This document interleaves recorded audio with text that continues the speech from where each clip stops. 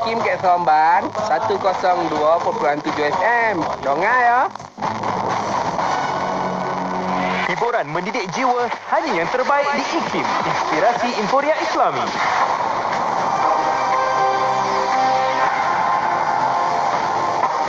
Assalamualaikum dan selamat pagi bersama Mazlina Ismail. Malaysia kembali mencatat angka harian kes COVID-19 di bawah paras 1,000 dengan 941 kes dilaporkan semalam. Sekaligus menjadi angka terendah dicatatkan tahun ini. Ketua Pengarah Kesihatan Tan Sri Dr. Nur Hisham Abdullah dalam kenyataan memaklumkan angka kes sembuh juga melebihi kes baharu iaitu sebanyak 1,097 kes. Selain 5 lagi kematian dicatatkan dalam tempoh 24 jam lepas. Menurutnya perkembangan terbaru itu menjadikan kes aktif COVID-19 dalam negara kini berjumlah 14,219 kes. Fasa kedua program imunisasi COVID-19 kebangsaan yang mengutamakan warga emas, orang kurang upaya dan golongan berpenyakit kronik akan bermula 19 April ini. Menteri Penyelaras Program Imunisasi COVID-19 Kebangsaan Khairi Jamaluddin berkata notis janji temu bagi suntikan vaksin akan diberikan mulai 5 April, 2 minggu awal sebelum tarikh janji temu menerusi aplikasi MySejahtera, panggilan telefon dan sistem pesanan ringkas SMS. Khairi berkata setakat 28 Mac, kira-kira 2 juta individu dalam golongan fasa kedua telah berdaftar menerusi MySejahtera daripada sasaran 9 juta orang. Katanya pada sidang media perkembangan program imunisasi COVID-19 di Putrajaya semalam. Sementara itu bercakap dalam sidang media sama, Khairi berkata bakal jemaah haji Malaysia tahun ini akan diberi keutamaan dalam pemberian vaksin COVID-19 apabila kerajaan Arab Saudi menetapkannya sebagai syarat wajib. Tabung haji akan mengemukakan senarai jemaah haji mengikut jadual setelah mendapat keputusan rasmi daripada kerajaan Arab Saudi. Beliau berkata adalah menjadi tanggungjawab kerajaan Malaysia untuk menyediakan vaksin kepada jemaah haji jika ditetapkan sebagai wajib oleh kerajaan Arab Saudi. Sekian berita IKIM edisi jam 10 pagi. Assalamualaikum. Laporan berita tadi dari sumber bernama Kapsul Masa. Pada tanggal 7 Mac 1957, Majlis Mesyuarat Perundangan Persekutuan dengan sebulat suara meluluskan Penyata Razak. Penyata ini adalah bertujuan untuk mewujudkan suatu sistem pelajaran nasional bagi Persekutuan Tanah Melayu yang merdeka yang dapat diterima oleh seluruh rakyat serta memenuhi kehendak mereka dan dapat menggalakkan perkembangan kebudayaan, sosial dan ekonomi ke arah satu bangsa dengan tujuan hendak menjadikan bahasa Melayu sebagai bahasa kebangsaan di negara ini dan dalam pada itu memelihara pertumbuhan bahasa dan budaya orang bukan Melayu yang mendiami di negara ini. Rang undang-undang ini diharap akan dapat menghapuskan semua sekatan yang menghalang perpaduan kaum di Malaysia dan bakal melahirkan satu bangsa yang baru dan bersatu. Ia juga akan membuka kesempatan yang lebih luas kepada anak-anak untuk mengasah dan melahirkan perpaduan antara kaum yang tulen di Malaysia. Petikan fakta ini disediakan oleh Seksyen Dokumentasi dan Penerbitan Arkib Negara Malaysia.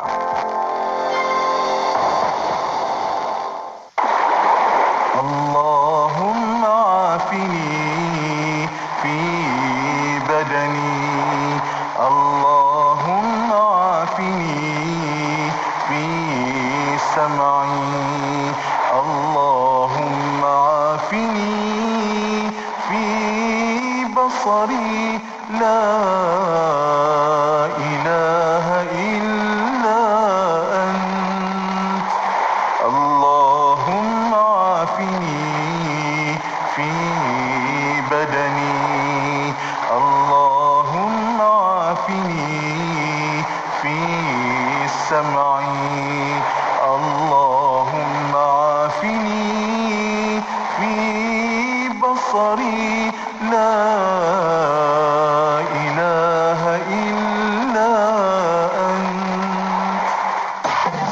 Semua pendengar dijemput untuk menyertai satu kaji selidik yang dijalankan oleh Radio IKIM.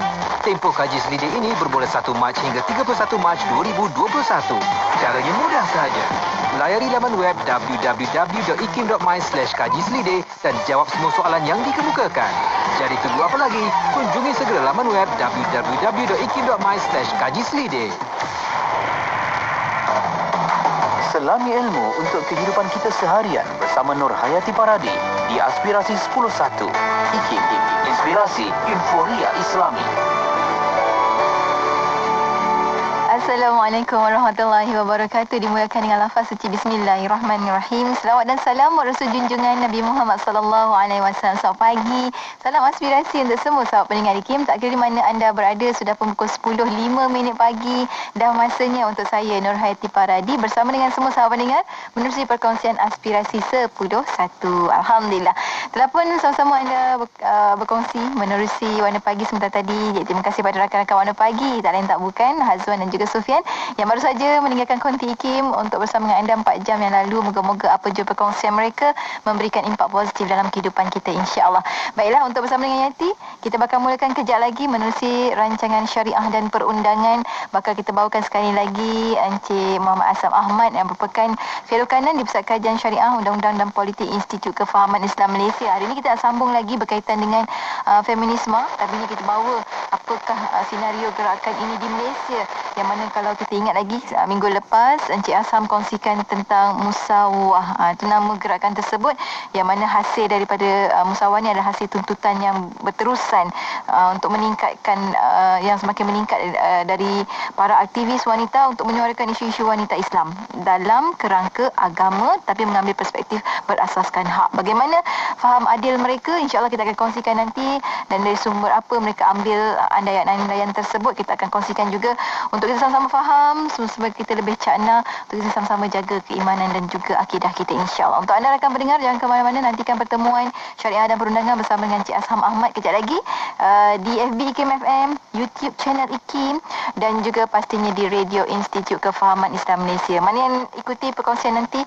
menerusi platform-platform digital kami, tekanlah butang share supaya lebih ramai lagi dapat manfaat dan juga mendapat faham yang lebih mendalam lagi berkenaan dengan feminisme di Malaysia, insya-Allah. Saat ini jom kita ada simfoni dengan talbiah hanya di IKIM, Inspirasi Inforia Islami, bertemankan saya Nur Hayati Paradi.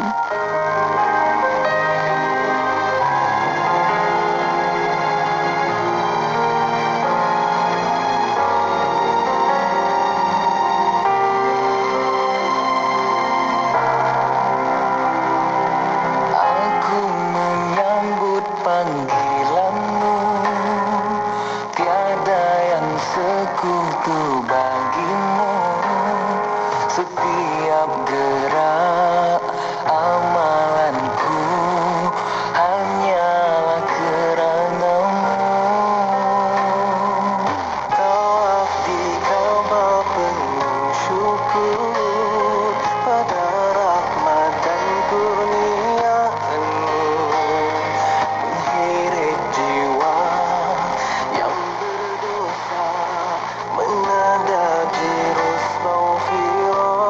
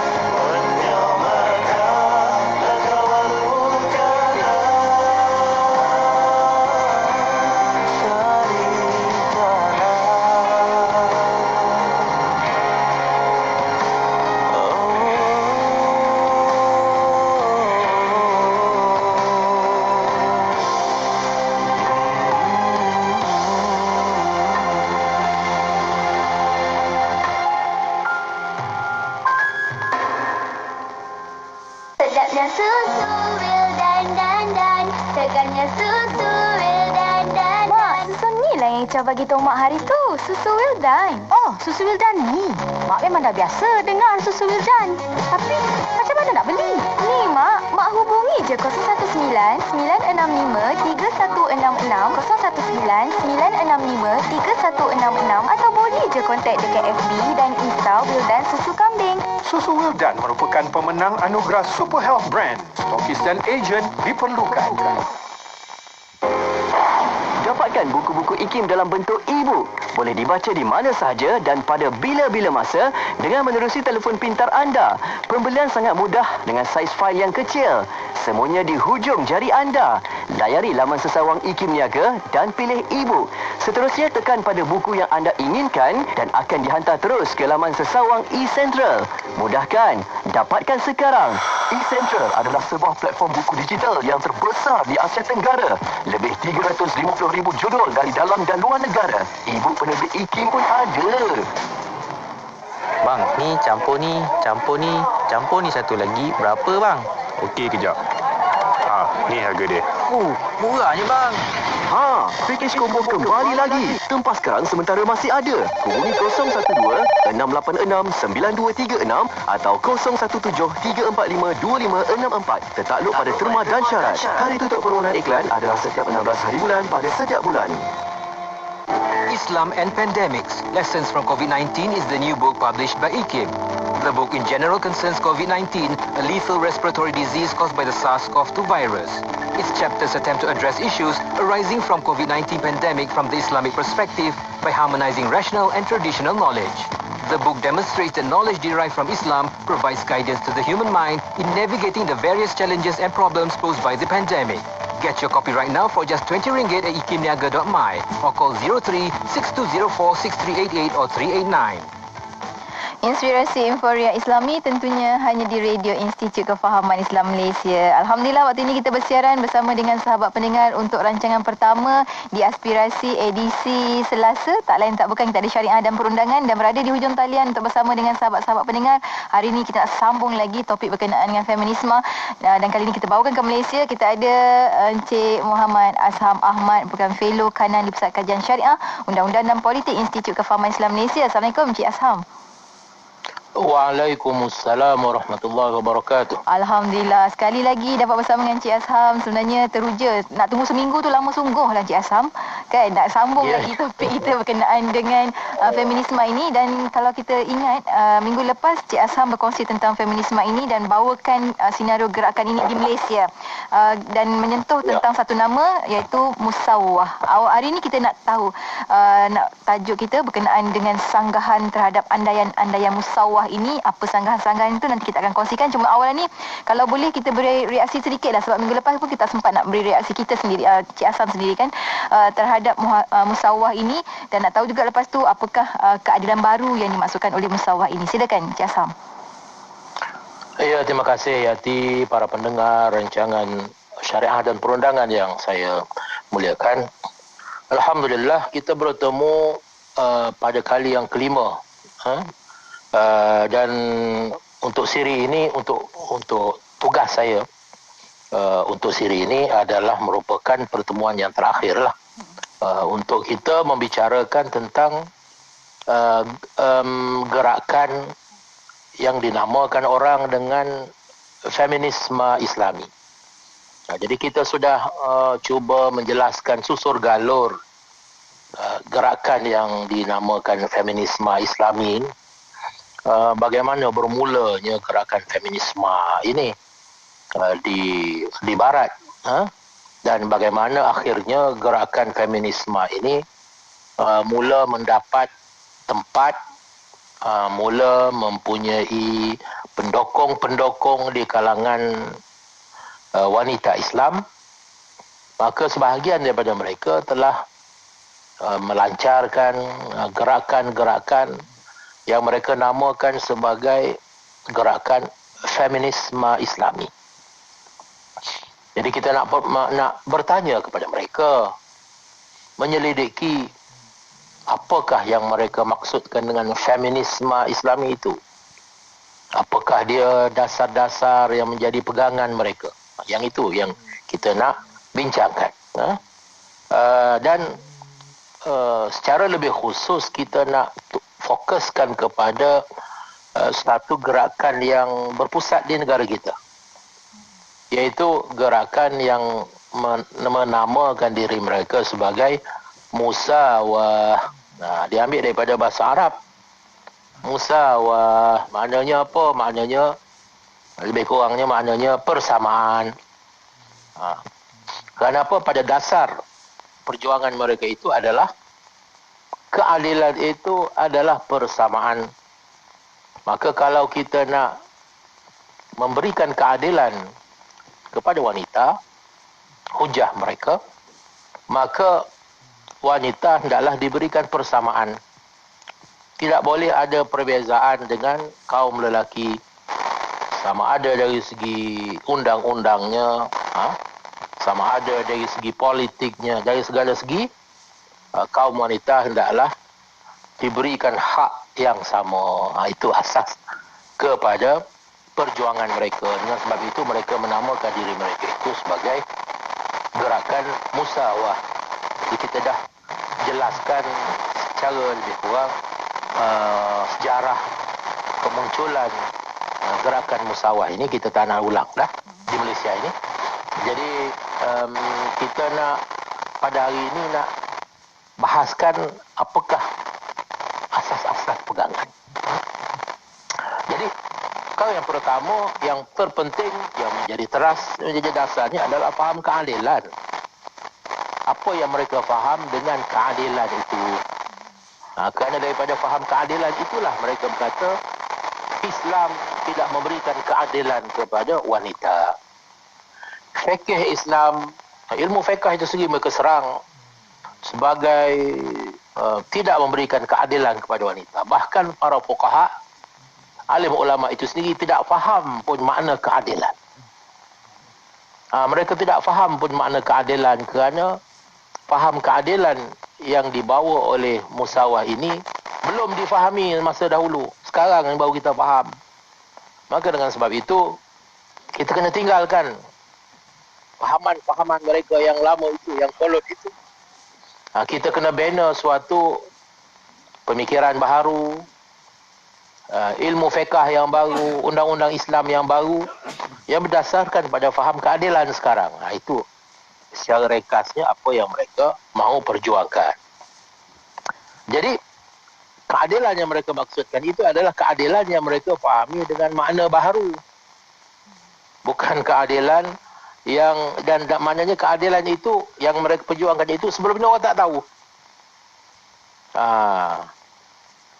Jadi dengan sebab itu mereka berkata kerangka pemikiran yang menjadi asas kepada fikih Islam tidak lagi relevan. Bahkan kerangka pemikiran yang dipegang oleh para fuqaha itu menjadi penghalang pula kepada perubahan ke arah Islam yang bersifat egalitarian. Maksudnya Islam yang bersifat egalitarian, mana Islam yang bersifat sama rata. Ini adalah merupakan satu slogan yang digunakan dalam revolusi Perancis, French Revolution. Egalitarian maknanya tak ada masyarakat yang tak ada kelas. Tak ada kelas jana, tak ada orang yang lebih tinggi, tak ada golongan raja, tak ada golongan bangsawan. Semua manusia sama saja. Jadi dia kata egalitarian sejajar dengan paradigma hak asasi manusia semasa. Yang ni yang mereka nak tekankan. Ini jelas. Jelas daripada mana mereka memperolehi inspirasi kepada perjuangan mereka.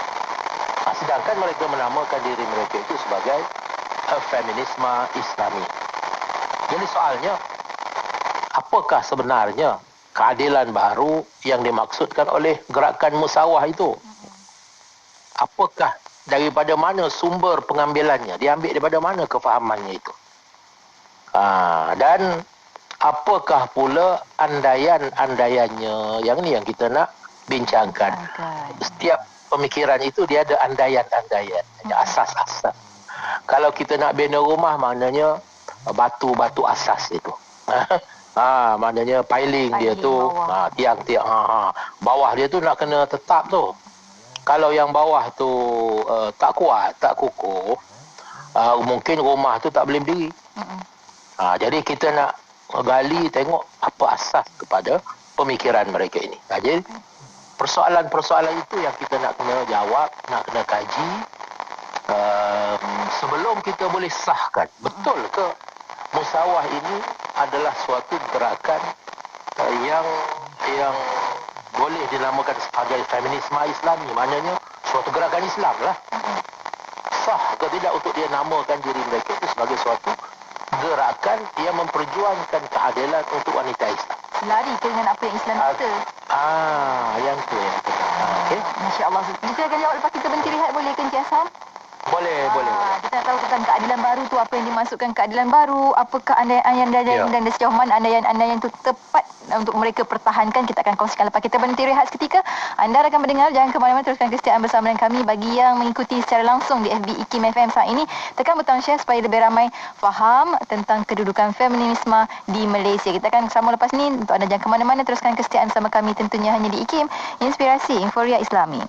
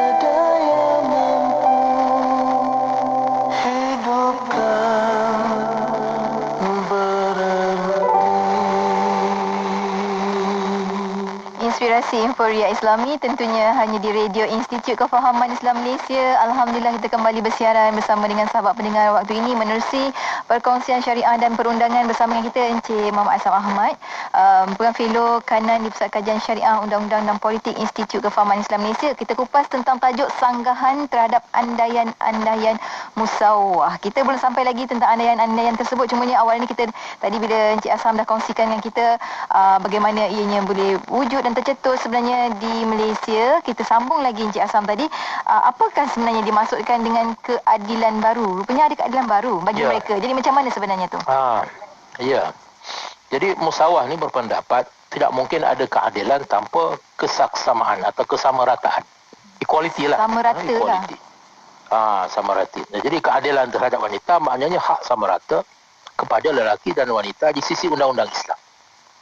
Jadi salah seorang daripada pendokong musawah ini adalah seorang wanita Iran bernama Ziba Mir Hussaini. Dia ni sebagai ideolog lah, ideolog mana tok guru lah kepada gerakan musawah. Jadi dia mengajukan dua persoalan besar. Dia kata if justice and equality are intrinsic values in Islam, why are women treated as second-class citizens in Islamic jurisprudential text? Ini tuduhan yang berat. Dia kata kalau sekiranya keadilan dan kesamarataan itu adalah merupakan nilai yang asas dalam Islam, kenapa kaum wanita dianggap sebagai warga kelas kedua di dalam teks fiqh Islam? Ini adalah merupakan suatu tuduhan yang jahat terhadap fikih Islam itu sendiri. Tuduhan yang amat jahat terhadap fikih Islam itu sendiri, bagaimana dia nak jadikan fikih itu juga sebagai isu gender dan nak memecah belahkan umat Islam kepada lelaki dan perempuan, dan fikih itu dijadikan sebagai asas kepada untuk memecah belahkan umat Islam. Jadi dia kata wanita dilayan sebagai second class di dalam teks fiqh. Yang kedua dia kata kalau sekiranya kesamarataan itu adalah suatu yang asas di dalam faham keadilan moden. Dia kata orang moden memahami keadilan itu sebagai kesamarataan. Dan ramai umat Islam sendiri pada hari ini juga mengakui perkara itu. Ini yang mereka kata. Jadi bagaimana sepatutnya sekarang ini kesamarataan itu kita terapkan di dalam undang-undang keluarga Islam. Yang ini yang menjadi target dia. Dia target undang-undang keluarga Islam. Dia kata ini tidak adil. Undang-undang keluarga Islam ini menjadikan wanita itu sebagai second class citizen. Jadi sedangkan manusia pada hari ini sudah menerima kesamarataan itu sebagai asas kepada keadilan. Jadi kalau tidak sama rata maknanya tidak adil. Jadi berasaskan kepada fahaman itulah maka musawah telah menyerang fikih Islam, ilmu fiqh. Kerana ilmu fiqh itu dianggap sebagai batu penghalang kepada prinsip kesamarataan gender. Prinsip kesamarataan gender yang diperjuangkannya. Namun mereka juga mengakui bahawa pemikiran yang mereka bawa itu adalah suatu pemikiran baru yang mula berakar umbi pada awal abad yang ke-20. Ini zaman yang kita sebutkan bermulanya gerakan feminis itulah. Gerakan feminis di Amerika, yang gelombang yang pertama kali Yati masih ingat. Jadi apa yang mereka faham sebagai keadilan itu adalah sesuatu yang tidak difahami. Ini mereka nyatakan sendiri. Tidak difahami oleh para juri klasik. Juri klasik maknanya fuqaha zaman dahulu, Imam Syafi'i, Imam Maliki, yang kata mereka tak faham. Apabila mereka ini mentafsirkan ayat-ayat Al-Quran dan hadis, mereka tak faham. Maknanya apa? Maknanya mereka, kita yang ada sekarang ni lebih faham, kita ni lebih maju, kita ni lebih progresif. Maknanya Islam itu sendiri sudah melalui pembangunan. Ini satu lagi faham, satu lagi konsep yang mereka pegang. Islam itu sendiri telah develop. Revolusi macam maknanya apa? Melalui evolusi, ya betul. Dan umat Islam yang pada awal itu adalah merupakan umat yang primitif. Ini sebab itu golongan yang ni mereka ini diterajui oleh golongan sosiologis, antropologis yang berpegang kepada konsep-konsep evolusi ini. Jadi Jadi Islam itu sendiri melalui evolusi. Dari segi evolusi, maknanya kita sekarang ni lebih maju, kita sekarang ni lebih pandai, kita sekarang ni lebih faham. Yang awal dahulu termasuklah Nabi Muhammad dan juga umat yang kaum awal umat Islam itu, generasi yang awal itu mereka itu adalah golongan yang kolot, golongan yang primitif, golongan yang tak faham banyak perkara yang kita faham sekarang. Ini adalah merupakan andaian mereka. Andaian mereka. Jadi apa mereka kata? Saya petik di sini, idea keadilan gender tidak mempunyai tempat dan tidak sebegitu relevan dengan konsep mereka tentang keadilan. Mereka di sini adalah para juri klasik. Juri klasik maknanya fuqaha zaman dahulu. Maknanya mujtahidin dulu tu tak faham erti keadilan. Ia bukan sebahagian daripada pengalaman sosial mereka. Pada awal abad 20, pemikiran bahawa kesaksamaan adalah sebahagian daripada konsep keadilan mula berakar umbi. Dunia yang didiami oleh pengarang teks jurisprudence klasik ataupun fikih mula menghilang. Hanya dunia itu dah tak wujud. Dunia itu sudah kolot. Dunia itu sudah menjadi perkara lama, tak relevan, perkara dalam sejarah. Kita sudah ada dunia kita yang baru, dunia kita yang tersendiri, dunia kita yang maju. Ini yang mereka maksudkan. Maka Musawah telah menyimpulkan bahawa kebanyakan undang-undang keluarga Islam yang ada pada hari ini masih lagi digubal berdasar, ini saya petik digubal berdasarkan andaian dan konsep yang tidak lagi relevan bagi keperluan, pengalaman serta nilai-nilai umat Islam dewasa ini, tutup petikan. Tak relevan dia kata. Maknanya fikih itu tidak relevan lagi. Manakala para pelaksana serta badan perundangan pula tidak, petik lagi, tidak mempunyai kebolehan ataupun kecenderungan untuk mencabar tafsiran klasik pra-modern syariah. Ada pra-modern dan modern. Ini pun tutup petikan. Mereka kata para alim ulama, mereka yang mentadbir undang-undang Islam, qadhi apa semua, mereka ini tak berani mencabar tafsiran lama.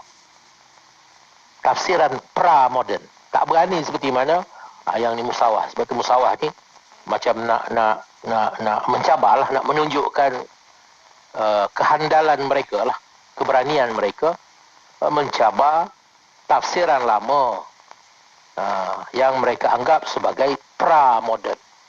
Macam pra-sejarah lah, macam zaman orang bercawat. Orang dahulu tu tak erti. Jadi sekarang ni moden, kita lah yang reti, yang faham. Dan inilah menurut mereka punca kenapa ketaksamaan, inequality, antara lelaki dan wanita dalam keluarga dan masyarakat masih berterusan hingga ke hari ini. Maknanya daripada dulu lagi tak sama, daripada dulu lagi wanita itu dihina, daripada dulu lagi wanita itu berada, dilayan sebagai kelas kedua. Tapi sebenarnya apa yang mereka nyatakan ini tidak lain daripada pengulangan terhadap apa yang disebut oleh tok guru mereka yang asal, iaitu Mary Wollstonecraft tahun 1798 berapa gitu. Dalam buku dia The Vindication of Women gitu, The Vindication. Dia sebut tentang betapa mundurnya wanita Islam. Betapa mundurnya agama Islam. Dan begitu juga diulang oleh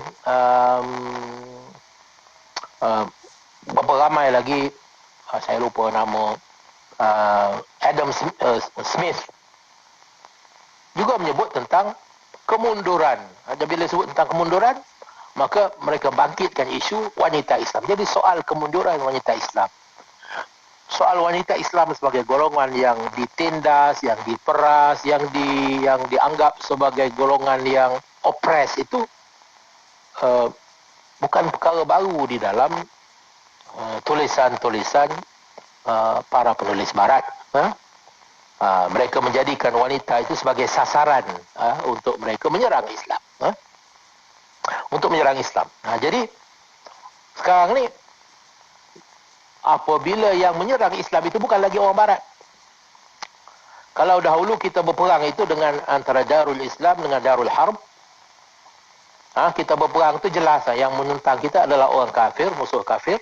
di luar kota berperang. Mereka datang menyerang kota, dan dalam kota ini adalah Darul Islam. Ini adalah orang-orang Islam. Sesama kita.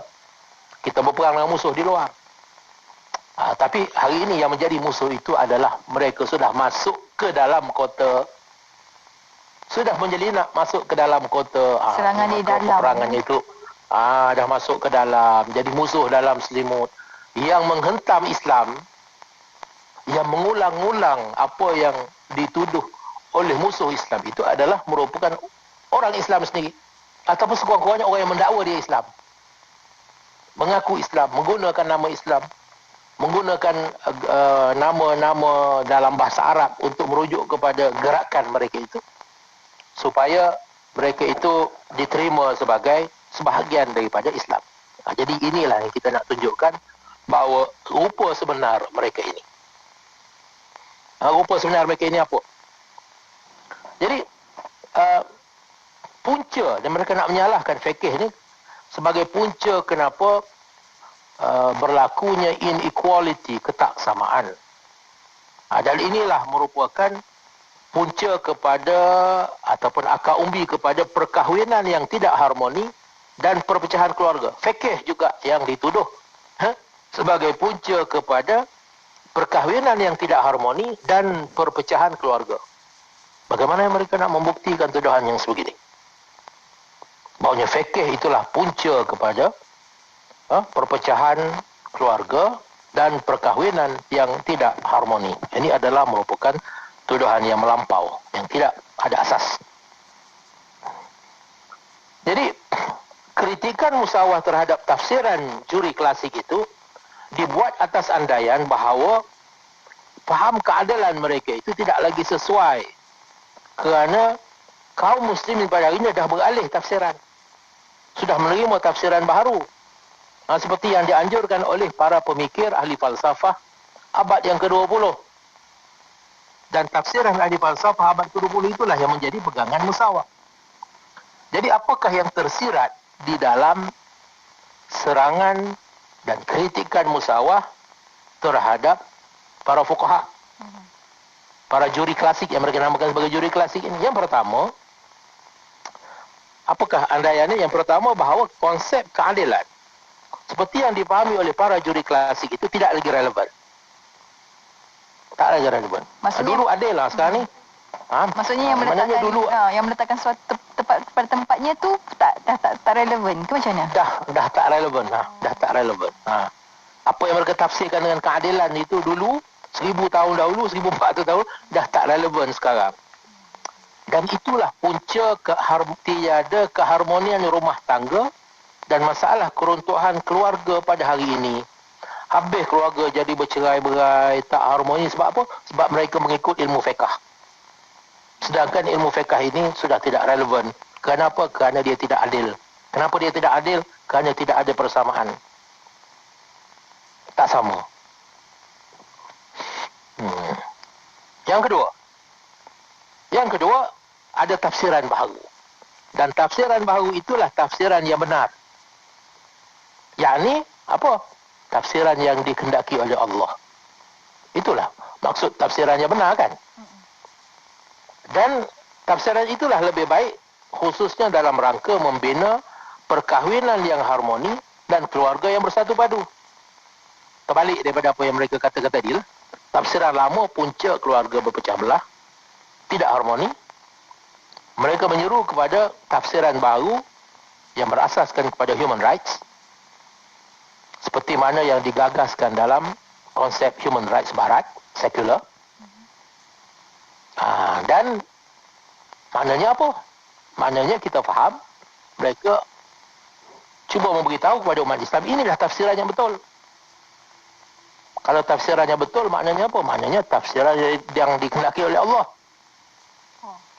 Yang dulu dah sudah tidak dikehendaki lagi. Maknanya itu adalah tafsiran yang kolot, yang sudah tidak relevan. Itu yang kedua, andaian. Kalau kita halusi apa mereka ucapkan itu, inilah yang maksudnya. Yang ketiga, bahawa musawah memiliki kewibawaan ilmiah dan akhlakiyah yang sah, yang menyebabkan mereka itu layak diikuti tafsirannya dan layak diambil contoh dan tauladannya oleh kaum muslimin pada hari ini. Mereka menolak juri klasik. Habis itu, siapa yang akan mentafsir? Maknanya kami. Kami ini siapa? Musawah. Juri klasik tak relevan. Ya, siapa yang relevan? Kami. Musawah. Siapa? Ziba Mir Husaini, Sisters in Islam, Khalid Abdul Fadl dan lain-lain. Ada beberapa nama mereka yang mereka tonjolkan sebagai autoriti baru.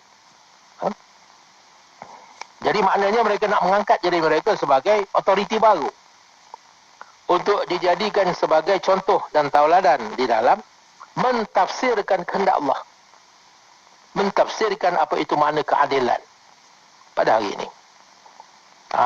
Jadi itu sebenarnya mereka maksudkan, nak menolak autoriti lama dan nak mengangkat autoriti baru. Siapa yang mereka nak angkat? Diri mereka.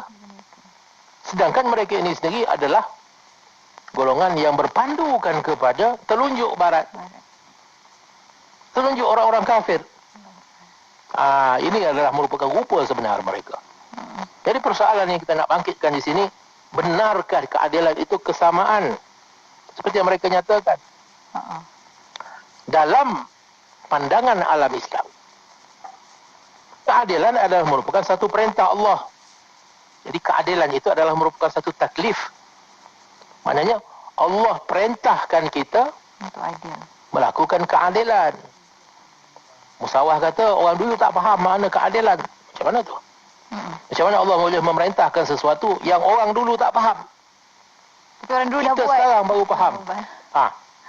Kita sekarang ni baru faham. Yang faham pula musawah. Allah.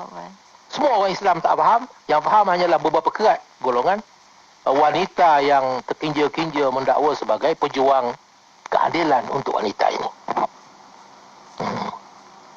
Jadi kita kena ingat, keadilan itu adalah suatu perintah. I'adilu huwa aqrabu littaqwa. Keadilan bukan isu gender. Dalam Islam, keadilan bukan isu gender.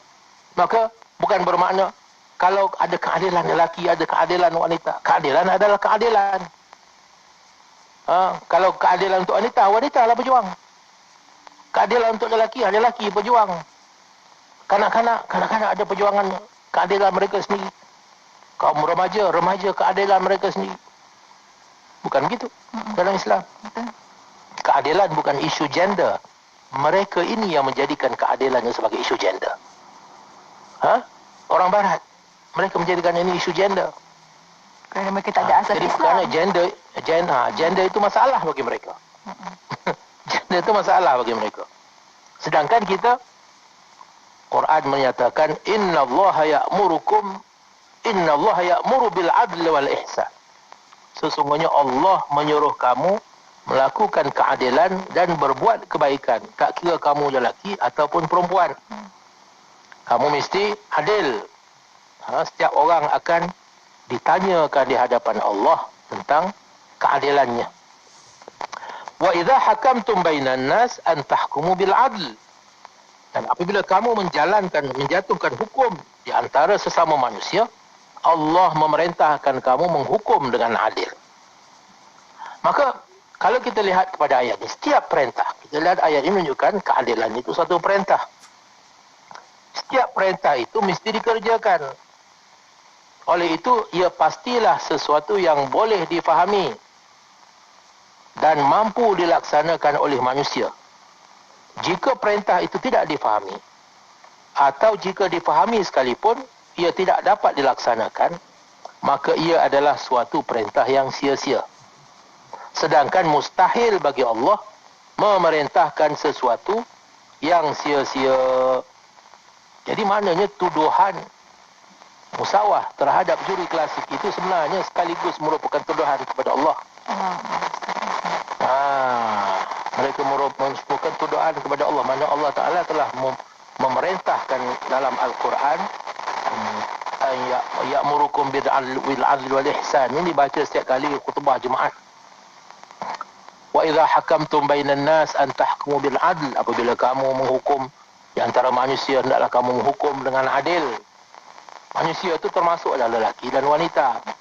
Tapi mereka kata tak adil. Mereka ini tidak adil. Kerana mereka ini tak faham apa itu makna keadilan. Bila kita faham makna keadilan, kurun yang ke-20, ini baru kita faham makna keadilan. Sebelum ni, mereka tak faham itu makna keadilan. Tak pernah terlintas. Maknanya Allah Ta'ala selama ini memerintahkan kepada manusia supaya berlaku adil. Sedangkan manusia-manusia ini termasuklah para nabi, para sahabat tabi'in. Mereka ini sudah tak faham apa itu makna keadilan. Inilah maksud yang tersirat di dalam tuduhan musawah kepada fikih Islam dan para fuqaha. Jadi mustahil bagi Allah memerintahkan sesuatu yang sia-sia. Maknanya perkara yang tak difahami, Allah Ta'ala perintahkan. Justru melalui Al-Quran dan Sunnah, Allah Ta'ala menjelaskan apa maksudnya. Allah Ta'ala menjelaskan sendiri apa yang dimaksudkan.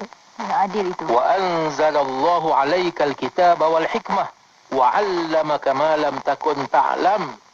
Dan Allah telah menurunkan kepadamu kitab Al-Quran serta hikmah, yakni pengetahuan yang mendalam, dan telah mengajarkanmu apa yang engkau tidak mengetahuinya. Ini pun dinafikan oleh musawah. Maknanya dia menafikan Allah Ta'ala telah mengajarkan kepada manusia apa yang mereka tidak ketahui tentang makna keadilan, tentang makna kebenaran, tentang makna hikmah. Itu Allah Ta'ala sudah mengajarkan melalui para rasul. Bahkan mereka itulah manusia yang paling tahu, paling faham, paling tinggi penghayatannya. Bukan sebaliknya. Mereka ni, tapi musawah dah terbalikkan. Mereka itulah yang paling tak faham, paling kolot, paling tak relevan. Kita inilah yang datang kemudian ini yang paling faham, yang paling tahu. Kerana apa? Kerana kita berguru dengan barat. Itulah sebenarnya apa yang mereka maksudkan. Jadi ini sudah ternyata bahawasanya apa yang mereka nyatakan itu adalah merupakan pembohongan yang nyata. Pembohongan, bahkan kekufuran terhadap ayat-ayat Al-Quran. Sekiranya keadilan itu adalah kesamaan, sedangkan Allah memerintahkan hukum hakam yang pada pandangan musawah tidak berasaskan kesamaan, maka sama ada Allah telah menyanggahi dirinya sendiri. Allah Ta'ala buat perintah yang tidak sama. Bagi perintah supaya lelaki dapat 2 bahagian pusaka, perempuan 1 bahagian. Memang tak sama. Maka adakah musawah menyatakan Allah Ta'ala sendiri pun tak faham makna keadilan? Adakah itu sebagai perintah yang tidak adil? Dan itu adalah mustahil. Allah Ta'ala menyanggahi dirinya sendiri. Ataupun Allah sememangnya mengajarkan kepada kita bahawa kesamaan bukanlah syarat keadilan. Seperti yang dipahami oleh musawah. Musawah kata keadilan mesti sama. Tapi kalau kita tengok dalam hukum, tidak sama. Allah Ta'ala tidak tetapkan sama. Jadi adakah kita nak kata Allah Ta'ala tidak adil? Walaupun yang dia kata juri klasik ini bukan masalah tafsiran, ini adalah merupakan nas yang nyata. Perintah daripada Allah. Jangan kita nak kelirukan di antara nas dan juga tafsiran. Ini adalah merupakan nas yang nyata. Nyatakan dahulu pendirian anda tentang nas itu. Adakah anda menolak nas itu? Anda menolak Quran? Bagaimana seorang menolak Quran boleh mendakwa dia memperjuangkan keadilan untuk Islam, untuk umat Islam, untuk wanita Islam? Ini adalah merupakan pembohongan semata-mata. Tidak ada feminisme Islam hakikatnya. Jadi apa yang dinyatakan itu, apa yang nyata adalah kita tidak menemui dalam Al-Quran perintah supaya menyamakan. Tak ada. Yang ada perintah supaya adil. Tapi Quran tak ada bagi perintah, hendaklah kamu samakan. Bila kamu hukum sesama manusia, maka hendaklah memberikan hukum yang sama. Tak ada.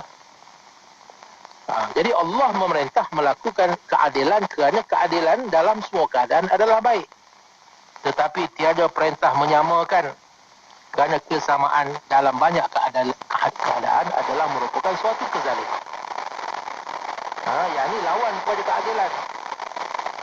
Sebaliknya, kita boleh dapati banyak peringatan agar tidak menyamakan martabat dan darjat manusia. Kerana manusia tidak sama di sisi Allah. Yarfa'illahu alladhina amanu minkum walladhina utul ilma darajat. Kita tengok jumpa ayat macam tu. Allah mengangkatkan orang-orang yang dikurniakan ilmu di kalangan kamu. Orang-orang yang beriman di kalangan kamu. Dan mereka yang dikurniakan ilmu kepada darjat-darjat yang berbeza. Maknanya manusia tidak sama. Siapa yang kata manusia sama? Bukan Islam. Yang kata manusia sama itu adalah merupakan orang-orang kafir, orang-orang jahiliyah. Yang cuba nak menafikan kelebihan. Bermula daripada syaitan, iblis lagi. Dia nak menafikan kelebihan Adam kepadanya. Menafikan. Ini adalah datang daripada sifat iblis. Sifat Islam, kita mengakui kelebihan dan keutamaan yang dikurniakan oleh Allah kepada orang-orang yang tertentu. Kita mengiyakan, mengiktiraf. Kita mengiktiraf, kita bukan nak berdengki ataupun hasad kepada kelebihan yang dikurniakan oleh Allah kepada orang lain. Kita mengakui. Jadi begitu. Bahkan Quran kata inna akramakum indallahi atqakum. Allah Ta'ala menciptakan manusia daripada lelaki dan perempuan, kabilah yang berbagai supaya kamu semua saling mengenali. Kenal apa? Kita kenal siapa yang ada kelebihan apa. Orang ada kelebihan, kita manfaatkan dia. Orang yang lebih pandai daripada kita buat guru. Kita belajar daripada ini supaya kita juga memperolehi kelebihan itu. Begitu. Bukannya kita dengki dan kita nak jatuhkan dia. Apabila melihat orang memiliki kelebihan. Bahkan orang yang ada kelebihan, bukan dia gunakan kelebihannya untuk memeras dan menindas orang lain. Dia gunakan kelebihan dia, kekayaan dia, ilmunya untuk mengajarkan manusia, kekayaannya untuk menolong, membantu manusia yang kurang bernasib baik. Demikian kita lihat perbezaan itu. Tetapi dalam konteks barat, mereka melihat perbezaan itu sebagai perbezaan yang antara kelas. Dan setiap kelas itu sentiasa struggle. Ini teori konflik ni. Konflik teori ni begini. Jadi asas kepada hubungan manusia adalah konflik. Konflik antara lelaki dan wanita, konflik di antara orang kaya dengan miskin, konflik di antara golongan pemerintah dengan rakyat. Sentiasa konflik. Sentiasa ada kepentingan diri. Sentiasa satu pihak nak menindas yang lain. Ini cara mereka memahami human condition, keadaan manusia. Itu persoalan mereka, bukan persoalan kita. Jadi kita lihat dalam Al-Quran, perintahnya supaya melakukan keadilan. Dan bukannya menyamakan. Bahkan banyak sekali ayat yang menunjukkan bahawasanya pada hakikatnya Allah Ta'ala tidak menciptakan sama. Manusia tak sama, haiwan tidak sama, tumbuh-tumbuhan tidak sama. Tidak sama. Kerana tidak sama itulah maka wujud keseimbangan dalam alamnya. Kalau sama semua huru hara. Sama tak mungkin. Okey, kalau kita tanya begini, saya nak tanya kepada Yati. Contohnya, kita lihat dalam satu istana raja. Katakanlah. Apa yang ada dalam istana? Orang-orangnya ke? Ada orang-orangnya. Iaitu ada raja kan? Ada pembantu raja, ada permaisuri, ada pembantu, ada pak pacak, tukang pegang lembing, ada tukang masak, ada tukang kebun, ada pengawal istana kan? Betul. Okay. Macam-macam orang ada dalam istana itu. Okey. Kalau kita tanya kepada semua mereka, kalau kamu diberi pilihan, kamu nak jadi tukang masak kan jadi apa? Jadi raja. Tanya dia, kalau diberi pilihan, dia nak jadi raja. Tanya tukang masak pun dia akan jawab jawapannya sama. Tanya tukang kebun pun sama. Baik. Bagaimana kalau sekiranya permintaan mereka itu dikabulkan oleh Allah? Apa akan jadi? Huru-hara banyak raja. Kerja tak jalan. Semuanya jadi raja. Kalau semua jadi raja, mungkinkah boleh wujud satu kerajaan? Tak mungkin. Macam mana boleh semua jadi raja tanpa ada rakyat? Tak mungkin. Tak mungkin. Itu mustahil. Maka bahkan semua tak akan jadi apa-apa. Tidak mungkin boleh berlaku, boleh ada suatu kerajaan yang kuat, yang kukuh tanpa ada seorang yang jadi raja. Yang lain-lain itu adalah merupakan pendokong kepada raja dengan tugas dan fungsi masing-masing. Itu sebagai contoh bahawasanya perbezaan itu bukanlah sesuatu yang melemahkan kita. Bahkan perbezaan itu adalah merupakan hikmah. Bagaimana Allah Ta'ala menciptakan kejadiannya itu dengan perbezaan-perbezaan supaya masing-masing mensyukuri dan mengetahui tempat masing-masing dan mensyukuri kelebihan-kelebihan yang Allah kurniakan pada diri masing-masing dan memberikan sumbangan mengikut apa yang mereka ada. Jadi kita kembali kepada masalah keadilan tadi. Keadilan adalah suatu keadaan di mana setiap individu, setiap sesuatu itu berada pada tempatnya seperti yang Yati sebutkan tadi. Sesuatu itu berada pada tempatnya yang sebenar dalam satu aturan kewujudan. Ia mengandaikan bahawa setiap sesuatu itu sudah ditentukan tempatnya yang sebenar. Dan tugas manusia sebagai khalifah Allah ialah memastikan dan mengambil tindakan agar ianya berlaku seperti yang dikehendaki oleh Allah. Kerana Allah Ta'ala dah tetapkan tempat sebenar setiap sesuatu. Jadi tugas kita sebagai khalifah adalah meletakkan sesuatu pada tempatnya. Itu taklif kita. Allah Ta'ala sudah berikan kepada kita ilmu yang menunjukkan kepada kita tempat sebenar setiap sesuatu. Maka tugas kita sebagai khalifah adalah meletakkan sesuatu itu pada tempatnya. Jadi kalau kita faham sedemikian, maka keadilan itu hanya berlaku apabila wujud ilmu tentang tempat sebenar sesuatu perkara. Dan ada tindakan ataupun amalan. Ini pentingnya ilmu dan amal. Tindakan ataupun amalan yang diambil oleh manusia berasaskan ilmu itu. Ada ilmu dan ada amal. Ilmu menunjuk pada tempat sebenar. Amal adalah perbuatan meletakkan sesuatu pada tempat yang sepatutnya. Justru Allah telah mengajar manusia dengan perantaraan para rasul apa yang tidak mungkin dia ketahui sendiri. Dan kemudian dia mempertanggungjawabkan manusia supaya mengikuti jalan yang telah ditunjukkan itu. Maka dengan kata lain, menurut Islam, keadilan itu adalah sesuatu yang berkait langsung dengan ilmu dan tanggungjawab insan. Itu kita sebut tentang ilmu dan juga taklif. Taklif itu maknanya tanggungjawab. Maknanya perintah supaya adil itu adalah merupakan suatu taklif. Adil itu adalah merupakan suatu taklif, perintah Allah Ta'ala. Dan kita sebut perintah Allah Ta'ala itu hanya mungkin boleh dilaksanakan kalau ia difahami. Nak faham kena ada ilmu, nak kena tahu. Maknanya datang bersama dengan perintah itu adalah ilmu. Takkan Allah Ta'ala nak memerintahkan seseorang buat sesuatu yang tidak mungkin dia tahu. Inilah hakikatnya. Tetapi hakikat inilah yang telah dinafikan oleh Musawah. Bila mereka kata orang Islam dahulu, para fuqaha juri klasik dahulu tak faham apa itu keadilan. Kau yang begitu penting, kau yang begitu besar dalam agama, mereka sendiri pun akui sebagai besar dan penting, inherent. Tetapi mereka kata juri klasik itu, para fuqaha itu tidak faham apa itu keadilan. Dan yang faham adalah para pemikir yang datang pada kurun yang ke-20 ini. Allahuakbar. Betapa jauhnya. Jadi kita banyak lagi sebenarnya kalau kita nak huraikan persoalan ini. Tapi disebabkan masa kita pun sudah terasa secukup setakat itu saja dahulu. Masya-Allah. Mungkin kalau ada kesempatan yang lain dengan Yati, mungkin kita boleh berbahas, bincangkan lebih lanjut lagi, khususnya persoalan fiqh ini. Sebagai suatu disiplin ilmu yang mereka nafikan. Mereka telah nafikan.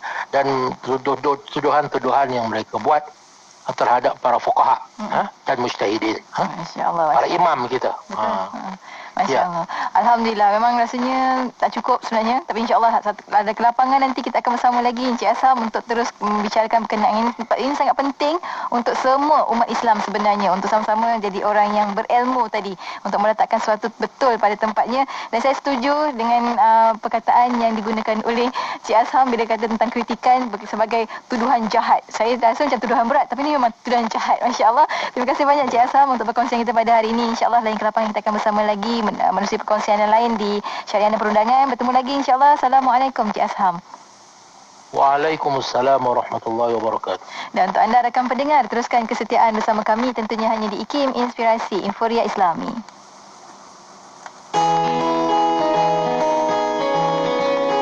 Saat yang kutunggu